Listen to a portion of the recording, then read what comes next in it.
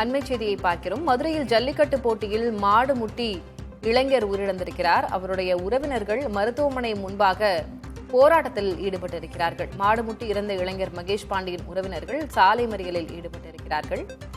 இறந்த பட்டதாரி இளைஞரின் உடலை வாங்க மறுத்து மதுரை அரசு ராஜாஜி மருத்துவமனை முன்பாக இறந்தவரின் உறவினர்கள் போராட்டத்தில் ஈடுபட்டு வருகிறார்கள்.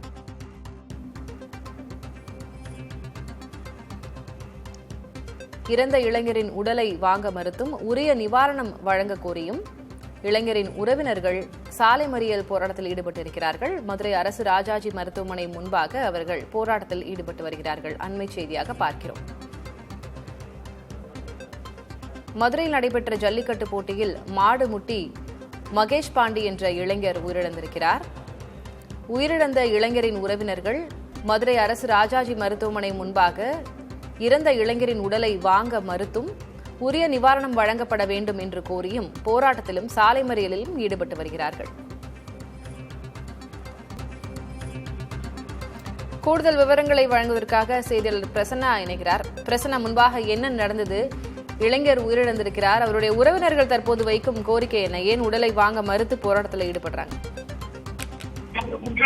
நேற்று அலங்காநல்லூர் அருகே கீழக்கரையில் தற்போது நேற்று நடைபெற்ற அரசு தமிழக முதல்வர் அவருடைய பிறந்த நாளை முன்னிட்டு மேலூர் சட்டமன்ற தொகுதிக்கு உள்ளக்கூடிய மக்களுக்காக நடைபெற்ற ஜல்லிக்கட்டில் 21 வயது இளைஞரான மகேஷ் பாண்டியன் என்பவர் மாடு முட்டி பரிதாபமாக உயிரிழந்தார்.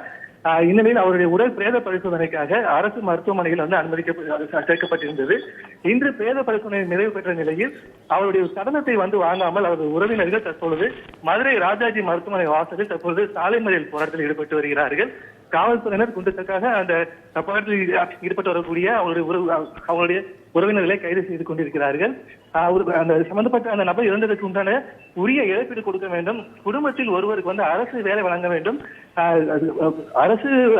அரசால் நடத்தப்பட்ட ஒரு விழாவில் மாறுமுட்டி ஒரு உயர்ந்துகிறார். இதுவரை வருவாய்த்துறை சார்பாக ஒருவர் கூட இங்க பேச்சுவார்த்தைக்கு வரவில்லை என்கின்ற ஒரு விஷயத்தை வலியுறுத்தி அவருடைய உறவினர்கள் தற்போது மறியல் போராட்டத்தில் ஈடுபட்டு வருகிறார்கள். உரிய நிவாரணம் வழங்காதபடி பிரேதத்தை வாங்க மாட்டோம் என்கின்ற விஷயத்தை முன்னிறுத்தி தற்பொழுது அவர் உறவினர்கள் மறியல் போராட்டத்தில் ஈடுபட்டு வருகிறார்கள். விவரங்களுக்கு நன்றி பிரசன்னா.